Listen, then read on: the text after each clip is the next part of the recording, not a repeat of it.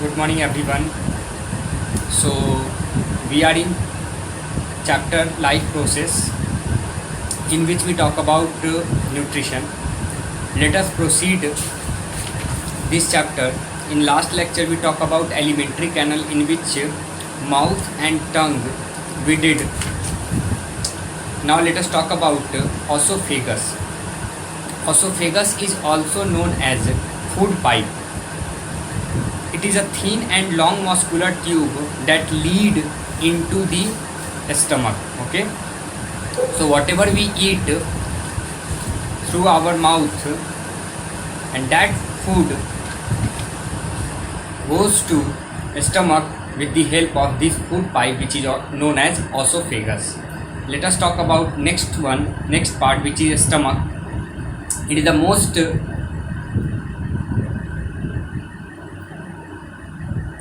related J-shaped part of the alimentary canal. So basically the shape of stomach is all about J-shape. Okay, it is about J-shape.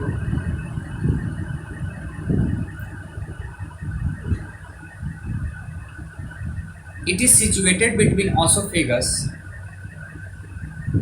and the small intestine below the diaphragm. It serves a storehouse of the food where partially digestion takes place through the secretion of gastric gland.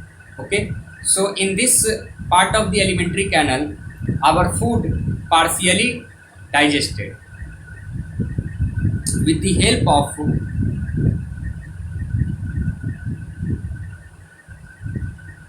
enzymes.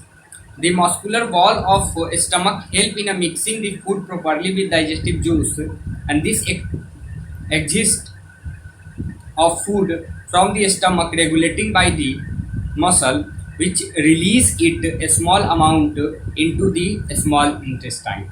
So after half digestion, food particles goes to another part of the alimentary canal, which is small intestine. Small intestine. It is the longest part of the alimentary canal.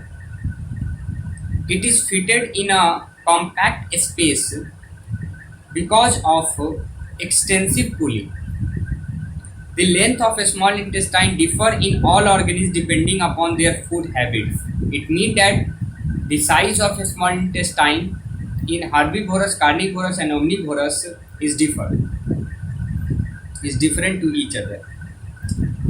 Herbivorous have longer small intestine to facilitate cellulose digestion. Carnivorous have shorter small intestine as a meat is easy digestible. The small intestine is the site of complete digestion of food into different components. Secretion from liver and pancreas enter the intestine to help the digestion process. The inner lining of the small intestine has numerous finger-like projections called villi, which increase the surface area for absorption. So, in this part of the alimentary canal, our totally digestion occur. Our food complete digest in this part of alimentary canal. Okay, so one thing that we need to understand that pancreas and liver secrete some digestive juice by which our food completely digest. The inner lining of a small intestine having numerous finger-like projection, which is known as villi, which increase the surface area of absorption. Large intestine, although shorter, but it is called larger intestine. Larger intestine, it doesn't mean that the size of intestine is large. It is shorter than small intestine because it is wider in diameter than a small intestine. Appendix is part of large intestine. So appendix is a part of large intestine. We need to understand about it. Rectum.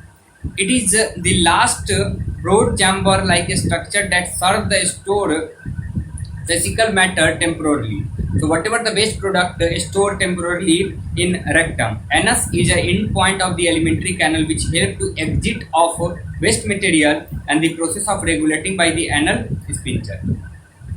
So these are the things we need to understand in alimentary canal. Okay. I repeat, alimentary consists of some major portion like mouth, tongue, teeth, esophagus, stomach, small intestine, large intestine, rectum, anus. Okay. Let us talk about digestive gland. Okay. See, what is digestive gland? Okay. Various glands are associated with alimentary canal serving the process of digestion of food, and these are given below. First, salivary gland, second, gastric gland, third, liver, fourth, intestinal gland, and fifth, pancreas. Okay, so these are the digestive gland which are associated with alimentary canal serving the process of digestion of food. Okay, let us talk about each and every gland one by one. Okay, first one, salivary glands. These glands are of three types: portal glands, mandibular glands, and submaxillary glands, and secrete saliva containing an enzyme called salivary enzyme. It converts starch into sugar at optimum pH of the value about 7, and it is due to the salivary gland that our mouth waters when we eat or smell something we like. So salivary gland is basically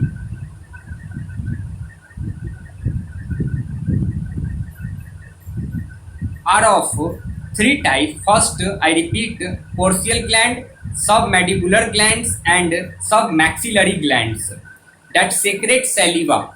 Okay, that contain enzyme which is known as salivary enzyme. Okay, amylase that convert starch into sugar, and the pH value of that is about 7. And this salivary gland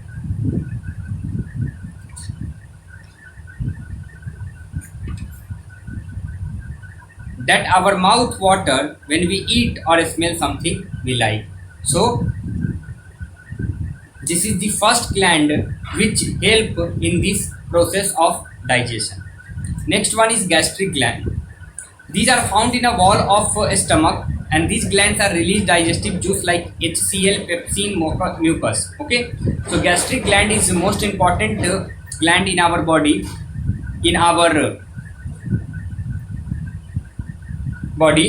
and it found in the wall of stomach.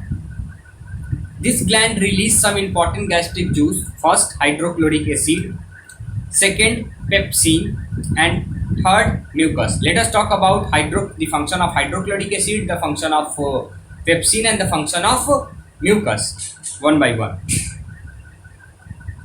Hydrochloric acid kill the bacteria injected with food. It creates an acidic medium of pH about 2, facilitate the action of pepsin enzyme. It acts on protein present in the food. Due to high acidic nature of HCl, the digestion of starch of stomach is prevented. It is also prepare the ingested food for the further process in a small intestine. Okay. Next one is mucus. The mucus protects the lining of the stomach from the action of hydrochloric acid produced by under the normal condition. Okay. So we know that the effect of acid, and to overcome the effect or action of hydrochloric acid, mucus is present to protect